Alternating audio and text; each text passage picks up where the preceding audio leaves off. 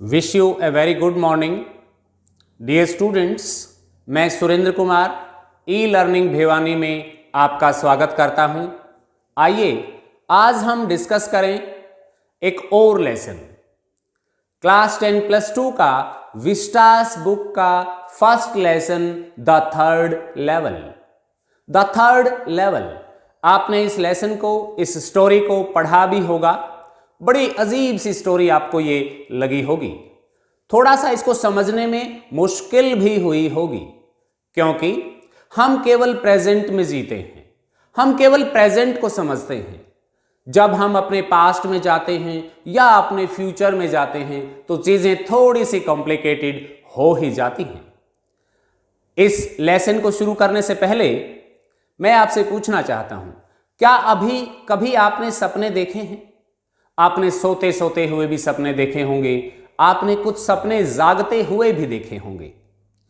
क्या आपने कुछ ऐसी मूवीज देखी हैं जहां कोई एक कैरेक्टर, कोई एक पात्र किसी दूसरी दुनिया में चला जाता है? आपने एलियंस का नाम भी अवश्य सुना होगा। आपने गुलिवर ट्रेवल्स उपन्यास भी पढ़ा होगा, जिसमें गुलिवर कभी किसी दुनिया में चला जाता है तो कभी किसी दूसरी दुनिया में। इस लेसन में भी कुछ इसी प्रकार की कहानी है। आइए हम डिस्कस करें इस स्टोरी के बारे में, द थर्ड लेवल। ये फर्स्ट लेसन है और एग्जामिनेशन पॉइंट ऑफ व्यू से बहुत ही इंपॉर्टेंट है। इसके राइटर हैं जैक फिन्ने। जैक फिन्ने एक अमेरिकन ऑथर हैं। जैक फिन्ने का जन्म 1911 में हुआ था और इनकी डेथ 1995 में। यहां पर यह जानना बहुत ही जरूरी है क्योंकि इसका बहुत ज्यादा गहरा रिलेशन है इस स्टोरी से। अर्थात उनका जो लाइफ स्पैन रहा वो 1911 टू 1995 रहा है, परंतु उन्होंने एक विजिट 1894 में की है, जो कि इससे बहुत पहले की बात है। वो अपने पास्ट में चले जाते हैं और किसी ऐसी दुनिया की कल्पना करते हैं या एक ऐसी दुनिया को एक्सपीरियंस करते हैं जो विचित्र है, जो आज प्रेजेंट के इनके लाइफ में नहीं थी। जैक फिन्ने के बारे में थोड़ा सा हम डिटेल में जानें तो इनकी लाइफ से रिलेटेड चीजें इस स्टोरी में दिखाई गई हैं। सबसे पहले हम जैक फिन्ने के बारे में जानते हैं कि वो एक अमेरिकन ऑथर हैं। अमेरिका के एक बहुत ही फेमस, बहुत ही पीसफुल सिटी गेल्सबर्ग, जो कि इलिनॉइस में है, गेल्सबर्ग इलिनॉइस, यहीं पर जैक फिन्ने की पढ़ाई लिखाई हुई है। ये यहीं के नॉक्स कॉलेज से पढ़े हैं और ये जगह इनको बहुत ज्यादा अच्छी लगती है। इस जगह से इनकी बहुत ज्यादा अटैचमेंट है। यहां पर ये अपने ग्रैंडफादर के साथ रहा करते थे, यहीं के स्कूल और कॉलेज में जाते थे। यहां मैं आपको ये इसलिए बता रहा हूं कि इसी प्लेस का, इसी गेल्सबर्ग इलिनॉइस का जिक्र है द थर्ड लेवल में। इसी को लेकर यह कहानी है। जैक फिन्ने ने बहुत सारी नॉवेल्स, शॉर्ट स्टोरीज लिखी हैं, लेकिन उनकी ज्यादातर राइटिंग्स थ्रिलर्स हैं या फिर साइंस फिक्शंस हैं। उन्होंने एलियंस को लेके भी एक बहुत बड़ी स्टोरी, एक बहुत बड़ी बुक लिखी है, जिसका नाम है द बॉडी स्नैचर्स। इस पर कई मूवीज भी बनी हैं और इनको बहुत ज्यादा अवार्ड्स भी मिले हैं। इनके कुछ वर्क्स हैं the body snatchers, time and again, the third level. बहुत ही सुंदर कहानियां जिनमें रियलिटी और इमेजिनेशन को इंटरवीव किया गया है, बुना गया है। बहुत ही अच्छे से रियलिटी और इमेजिनेशन का एक मिश्रण किया गया है। The body snatchers, time and again, the third level, ये इनके कुछ प्रमुख वर्क्स हैं, प्रमुख बुक्स हैं। जैक फिन्ने ने एक स्टोरी लिखी है जिसका नाम है द थर्ड लेवल, जो आपके सिलेबस में है। जैसा कि आपको पता चला कि द थर्ड लेवल उनके द्वारा लिखी गई कहानी जो पब्लिश हुई थी 1952 में, अर्थात 1952 के अराउंड ही लिखी गई थी। ये दोनों चीजें, इनका लाइफ स्पैन और इसकी पब्लिकेशन का ईयर ऑफ पब्लिकेशन बहुत ही इंपॉर्टेंट हैं इस स्टोरी को समझने के लिए। आइए हम बात करते हैं कि इस स्टोरी में कौन कौन से मेन कैरेक्टर्स हैं। सबसे पहला मेन कैरेक्टर है चार्ली, जो कि स्वयं नरेटर है, प्रोटैगोनिस्ट है। चार्ली जो कि 31 ईयर्स ओल्ड है। Age of Charlie is 31 years and he himself is the narrator of the story। वही ये कहानी बताते हैं। जब हम इन की पॉइंट्स को, इन ब्रेन मैप्स को डिस्कस करेंगे तो आपको छोटे छोटे की पॉइंट्स को ध्यान में रखना है, क्योंकि यही क्वेश्चन, यही की पॉइंट्स एमसीक्यूज के रूप में, वन वर्ड आंसर के रूप में या वन सेंटेंस आंसर के रूप में आपसे पूछे जाने वाले हैं। Age of Charlie 31 years and he himself is the narrator of the story। Second is Louisa। Louisa Charlie की वाइफ है, Charlie's wife, a beautiful lady। And the third main character is Sam Weiner, जिसे short में Sam के नाम से ही जाना जाता है। वो एक साइकियाट्रिस्ट हैं, वो एक मनोचिकित्सक हैं और चार्ली के फ्रेंड भी हैं। Charlie's friend and a psychiatrist। Sam, Charlie, Louisa and Sam, 3 main characters are there। अगर हम चौथा मेन कैरेक्टर की बात यहां करें तो वो है यहां पर ग्रैंड सेंट्रल स्टेशन। दुनिया का बहुत बड़ा station, railway station of New York city, America. Grand central station, New York city. बार बार इस लेसन में, इस स्टोरी में इस ग्रैंड सेंट्रल स्टेशन का जिक्र होगा। इसे ध्यान से देखिए। इसी ग्रैंड सेंट्रल स्टेशन के इर्द गिर्द ये थर्ड लेवल की कहानी घूमती है। इसी ग्रैंड सेंट्रल के स्टेशन के अंदर वो थर्ड लेवल होने का दावा नरेटर करता है। Grand central station New York city में सब जानते हैं कि वहां की रेलवे अथॉरिटीज कसम खाकर कहती है, उन्होंने वहां पर डॉक्यूमेंटेशन है, वहां पर वो कहते हैं कि there are only 2 levels on this station. Level से यहां क्या अर्थ है? आपने कभी मेट्रो की यात्रा की है? अगर आप कभी दिल्ली गए हो, मुंबई गए हो, वहां मेट्रोज में आपने सफर किया हो, तो कई जगह अंडरग्राउंड स्टेशन होते हैं, तो कई जगह ऊपर होते हैं, ओवरग्राउंड होते हैं। और कई बार तो कई स्टेशंस पर तो एक स्टेशन अंडरग्राउंड होता है, दूसरा उसके ऊपर से होता है। अर्थात यहां नीचे अंडरग्राउंड वाले स्टेशन से ट्रेन्स दूसरी ओर जाती हैं और ऊपर वाले स्टेशन से ट्रेन्स किसी अन्य रास्ते पर जाती हैं। ठीक उसी प्रकार से ग्रैंड सेंट्रल स्टेशन पर भी 2 ही लेवल हैं। एक लेवल से अर्बन ट्रेन्स जाती हैं और सेकंड लेवल से सब अर्बन एरियाज की ट्रेन्स जाती हैं। यह बात सभी को पता है, यह बात सभी मानते हैं कि ग्रैंड सेंट्रल स्टेशन पर 2 ही लेवल हैं। परंतु इस स्टोरी का जो ऑथर है, राइटर है जैक फिनी अर्थात चार्ली, वो कहता है कि मैं नहीं मानता, मैंने तीसरा लेवल भी देखा है, मैंने तीसरा तल भी देखा है जहां से गेल्सबर्ग, इलिनॉइस की ट्रेन्स जाती हैं। मैंने एक्सपीरियंस किया है, मैंने उसको विजिट किया है। There is a third level too, तीसरा लेवल भी है। और जैक फिनी को अर्थात चार्ली को तो लगता है कि ये grand central station is like a tree, ये एक पेड़ की तरह से है।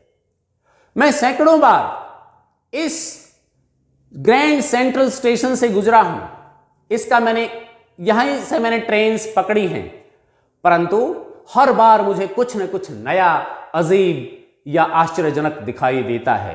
कभी नई स्टेयर्स दिखाई देती हैं, तो कभी नए कॉरिडोर्स, कभी नई ट्रेन्स दिखाई देते हैं, तो कभी नया लेवल ही दिखाई देता है।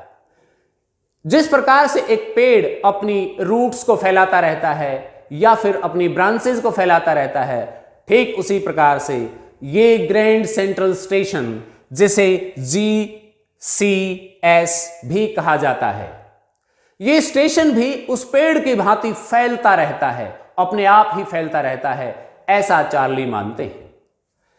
वो कहते हैं कि मैंने 3rd लेवल को भी विजिट किया है, ये ऑथर का अर्थात चार्ली का दावा है। परंतु जो रेलवे अथॉरिटीज हैं न्यूयॉर्क सिटी की, हेवन की, न्यू हेवन की, वो कहते हैं कि देयर आर ओनली 2 लेवल्स। ये तीसरी दुनिया, ये तीसरा तल यहां है ही नहीं। जबकि चार्ली कहते हैं कि मैंने खुद एक्सपीरियंस किया है, this is there, this exist, the 3rd level exist, ये है। यही मेन पॉइंट है इस स्टोरी द 3rd लेवल का। आइए अब हम इसके थीम की चर्चा करें कि इसका थीम क्या है। द 3rd लेवल स्टोरी का थीम टाइम ट्रैवल से रिलेटेड है, अर्थात टाइम ट्रैवल कर जाता है। हम अपने पास्ट में चले जाते हैं, हम अपने फ्यूचर में चले जाते हैं, लॉन्ग बैक, लॉन्ग अहेड हम विजिट करते हैं।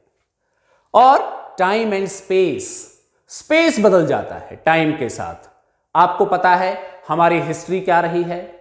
हमारे बूढ़े बुजुर्ग जो हमारे ग्रेट ग्रैंडफादर्स या ग्रैंडफादर्स हैं, वो हमें बताया करते हैं कि हमारा ज़माना कितना सस्ता हुआ करता था, हमारे ज़माने में कितना प्यार प्रेम था, हमारे ज़माने में ये भाग दौड़ नहीं थी, हमारे ज़माने में हमारे पास बहुत अधिक समय था, हम फुर्सत के पलों का आनंद लेते थे, चारों ओर शांति थी, न युद्ध था, न लड़ाई थी, न झगड़े थे।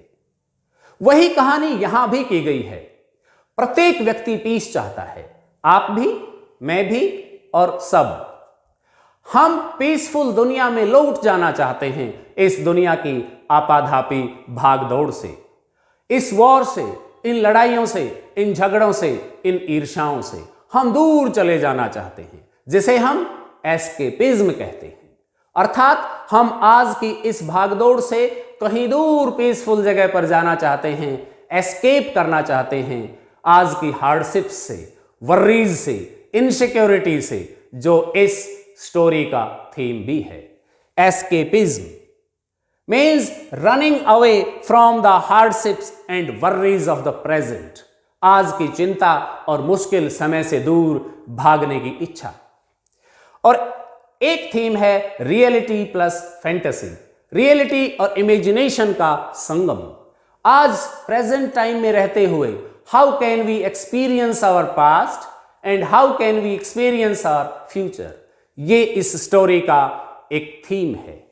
3 main points are there of the theme of this story: time and space, time travel और विजिट टू पास्ट और फ्यूचर, और interweaving of reality and imagination or fantasy and escapism from the hardships and worries and insecurity of the present. This is the main theme of the story. आइए अब हम चर्चा करें इस story की summary की। Dear students, the third level में Charlie, जो कि प्रोटैगोनिस्ट है इस लेसन का, इस स्टोरी का नरेटर है, वो बताता है कि उस ग्रैंड सेंट्रल स्टेशन पर 3 लेवल हैं, जबकि अथॉरिटीज कहती हैं कि वहां केवल 2 लेवल हैं, 2 तल हैं। फर्स्ट लेवल, चार्ली बताता है कि फर्स्ट लेवल पर 20th सेंचुरी ट्रेन्स जाती हैं, आज की आधुनिक ट्रेन्स जाती हैं, और सेकंड लेवल से सब अर्बन एरियाज के लिए ट्रेन जाती हैं। यहां ये एमसीक्यूज के रूप में पूछा जा सकता है, लेकिन वो कहता है कि यहां 2 लेवल नहीं है। एक दिन जब मैं ऑफिस के काम से निपटने के बाद, थोड़ा लेट होने के बाद, मुझे घर जाने की जल्दी थी। I was in a hurry. I wanted to meet my wife Luisa.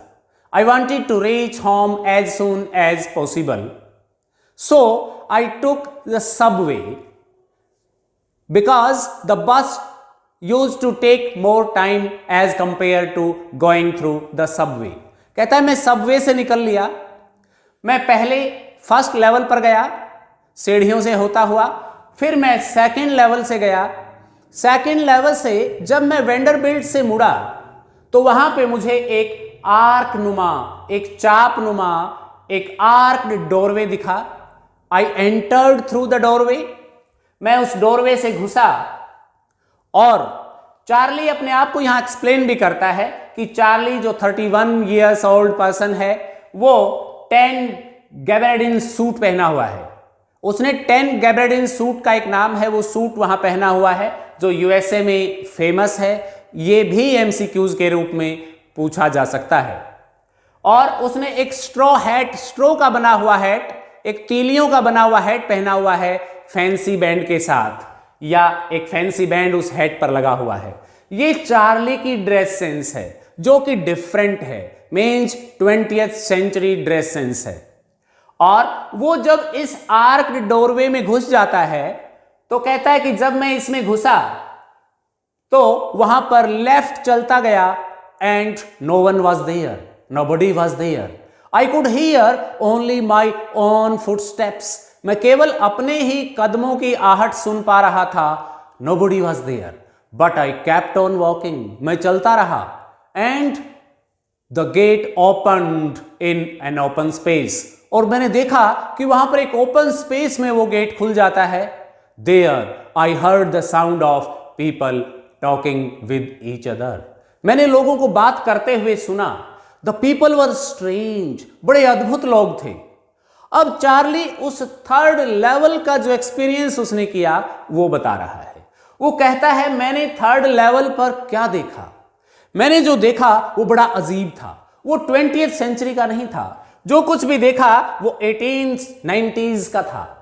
चाहे वो वहां के लोगों की ड्रेस सेंस हो, चाहे वहां का सारा इंफ्रास्ट्रक्चर हो। वो इंफ्रास्ट्रक्चर का जिक्र करते हुए कहते हैं कि देयर वर स्मॉलर रूम्स, छोटे छोटे कमरे थे जो 1890s में हुआ करते थे। ब्रैस स्पिटन्स, थूकदान ब्रैस के बने हुए थे, पीतल के बने हुए थूकदान रखे हुए थे। फ्यूअर टिकट विंडोज, थोड़ी सी टिकट खिड़कियां थी जो पहले पुराने समय में हुआ करती थी। एंड फ्यूअर ट्रेन गेट्स, और छोटी छोटी ट्रेनें और उनके थोड़े से गेट्स भी थे। Old wooden information booth at the centre of the open space. उस पूरी खुली अर्थात वो third level of the grand central station था। बीच में एक पूछताछ केंद्र था, इंफॉर्मेशन सेंटर था, और वो लकड़ी का बना हुआ था। वहां के जो लाइट्स थी वो गैस लाइट्स थी, गैस लैंप्स लटके हुए थे और बहुत ही डिम लाइट थी। फ्लिकरिंग कर रही थी वो लाइट, फ्लिकरिंग। और वहां के लोगों की ड्रेस सेंस के बारे में चार्ली बताते हैं कि वहां मेन और विमेन डिफरेंट ड्रेस सेंस में थी, जो अभी 20th सेंचुरी की ड्रेस नहीं हो सकती। जो 1890s की ड्रेस थी वैसी ड्रेस उन लोगों ने पहनी हुई थी। वहां के मेन को, उस स्टेशन के थर्ड लेवल के पुरुषों को एक्सप्लेन करते हुए चार्ली बताते हैं कि वहां के लोगों ने लॉन्ग ब्लैक स्लीव प्रोटेक्टर्स पहने हुए थे, ब्लैक स्लीव प्रोटेक्टर्स पहने हुए थे। डॉर्बी हैट्स, लंबे लंबे ऐसे हैट्स पहने हुए थे। 4 बटन सूट्स पहने हुए थे विद लेपल्स। लेपल यहां से मुड़ा हुआ एक कुछ होता है, छोटा सा टैनी लेपल्स के साथ 4 बटन वाले सूट उन लोगों ने पहने हुए थे, जो आजकल कोई नहीं पहनता, नहीं होते। उनकी लंबी लंबी मस्टीज मूछें थी, साइड बर्न्स थे, स्पेशल फैंसी बियर्ड्स एंड मस्टीज थी, अलग प्रकार की, जो आजकल कोई नहीं रखता। कहता है मैंने एक्सपीरियंस किया है, मैंने देखा है ये सब कुछ। और वहां पर उसने एक पुराना लोकोमोटिव इंजन भी देखा जो फनल शेप्ड था। फनल शेप्ड इंजन था, फनल के आकार का था, कीप के आकार का था, जिसपे कीप के आकार की कुछ चीजें बनी हुई थी। कोरियर एंड ईव्स कंपनी का, कोरियर एंड ईव्स कंपनी का। ये एमसीक्यूज में भी पूछे जा सकते हैं और बड़े क्वेश्चंस में भी, कि कौन सी कंपनी का इंजन उसने थर्ड लेवल पर देखा। Courier and eaves. किस शेप का था? Funnel shaped engines. कैसा था? भाप वाले इंजन थे, कोल इंजन थे, लोकोमोटिव्स जिसे वो कहते हैं, जो पहले हुआ करते थे। आपको भी पता है कि ट्रेन की शुरुआत कब हुई थी इंडिया में, अगर हम बात करें तो 1853 में। और ये यहां पर 1890s की बात कर रहा है, वहां अमेरिका की बात कर रहा है। वो कहता है कि थर्ड लेवल मैंने देखा है, मैंने एक्सपीरियंस किया है, वहां के लोग ऐसे थे, वहां का इंफ्रास्ट्रक्चर ऐसा था और वहां के लोग बड़े अजीब थे, उनका आउटलुक, उनकी ड्रेस सेंस, उनका पहनावा टोटली डिफरेंट था।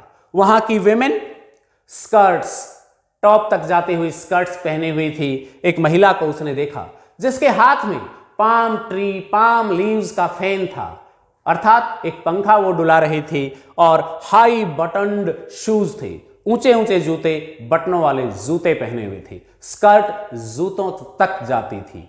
वहां की महिलाओं को भी, की ड्रेस सेंस को भी इसने एक्सप्लेन किया, उसके बारे में बताया, वहां के पुरुषों के बारे में बताया, वहां के इंफ्रास्ट्रक्चर के बारे में बताया। कहता ये सब मैंने वहां एक्सपीरियंस किया। फिर वो ये सारी चीजें और क्या क्या उसने वहां देखा, क्या क्या उसने महसूस किया, आइए डिस्कस करते हैं। इसके पश्चात चार्ली आगे एक्सप्लेन करता है, कहता है कि मैंने थर्ड लेवल के उस स्टेशन को देखा, वहां का सारा इंफ्रास्ट्रक्चर, वहां के लोगों को देखा। तो फिर वो एक न्यूज़पेपर बेचने वाले एक लड़के के पास जाता है जिसके पैरों में स्टैक ऑफ न्यूज़पेपर रखे हुए हैं। वहां पर एक वो न्यूज़पेपर देखता है और उस न्यूज़पेपर का नाम है द वर्ल्ड। अब वहां पर जो उसने न्यूज़पेपर देखा, उसे खुद पता है कि the world newspaper has not been published for a long, लंबे समय से यह अखबार तो बंद हो चुका है। फिर वो उस अखबार को ध्यान से देखता है और उस पर डेट लिखी हुई है जून 11, 1894, 11 जून 1894, और जिस पर प्रेसिडेंट क्लीवलैंड से रिलेटेड एक स्टोरी छपी हुई है। बाद में चार्ली एक पब्लिक लाइब्रेरी में भी इसी डेट के इसी द वर्ल्ड न्यूज़पेपर को ढूंढता है और वो पाता है कि वही न्यूज़पेपर, उसी डेट का न्यूज़पेपर और वही प्रेसिडेंट क्लीवलैंड से संबंधित स्टोरी वहां वो देखता है। रियलिटी और इमेजिनेशन का कितना सुंदर संगम। फिर वो वहां के टिकट काउंटर को देखता है, टिकट क्लर्क के पास जाता है और वहां से वो इंक्वायरी पूछता है, टाइम टेबल देखता है और उसे पता चलता है कि यहां से गेल्सबर्ग, इलिनॉइस की टिकट्स मिलती हैं, वहां की ट्रेनें जाती हैं। उसे गेल्सबर्ग बहुत ज्यादा पसंद है क्योंकि उसके लिए गेल्सबर्ग की सुंदरता का वर्णन भी वो इस स्टोरी में करता है। Big houses, huge lawns, a lot of leisure time, beautiful and wonderful trees, big evenings और people sitting talking to each other, having cigar, and women having palm leaf fans and talking to each other. A peaceful world, a dream world. वहीं वो जाना चाहता है, so he wants to buy 2 tickets for Galesburg, Illinois. One for himself and the other one for his beautiful wife, Louisa. पति पत्नी दोनों के लिए वो 2 टिकटें खरीदना चाहता है। वो टिकट क्लर्क के पास जाता है, he goes to ticket clerk and asks for 2 tickets for Galesburg, Illinois. When he gives money for the tickets, the ticket clerk sees and he feels strange by looking at the new type of notes, means dollars. वो dollar देता है जबकि वो पुराने जमाने का third level है, वहां डॉलर स्वीकार नहीं होते। वो उसे देखता है और देखते ही कहता है, दैट एंट मनी मिस्टर, ये पैसा नहीं है। Is it money?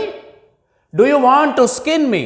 Are you, if you are trying to skin me, you won't get very फार।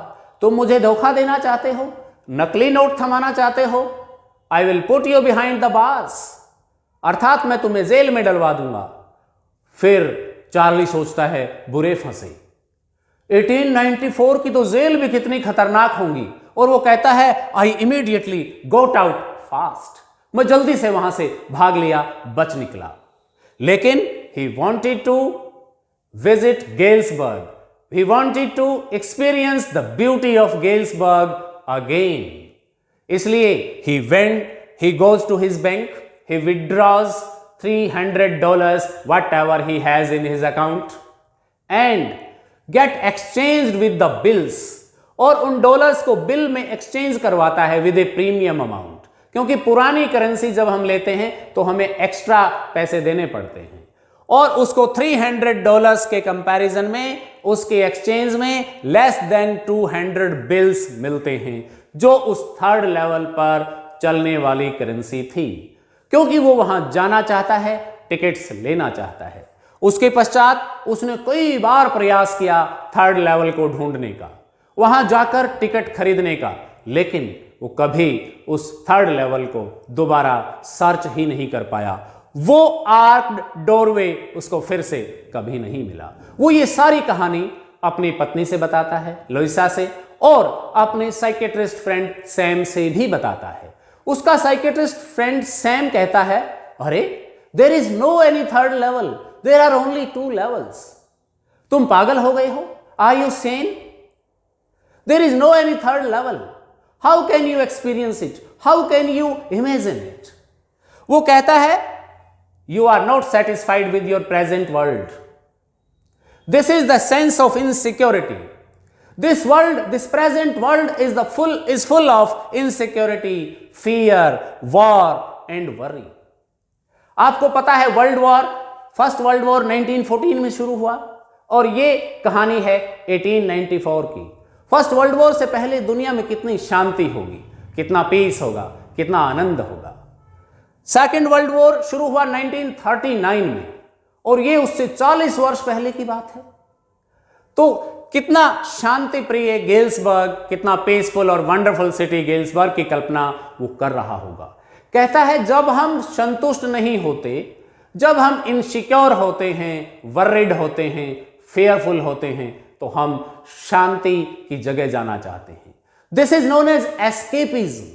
आप एस्केप करना चाहते हैं, आप रियलिटी से भागना चाहते हैं, इसलिए आपने थर्ड लेवल को इमेजिन किया है।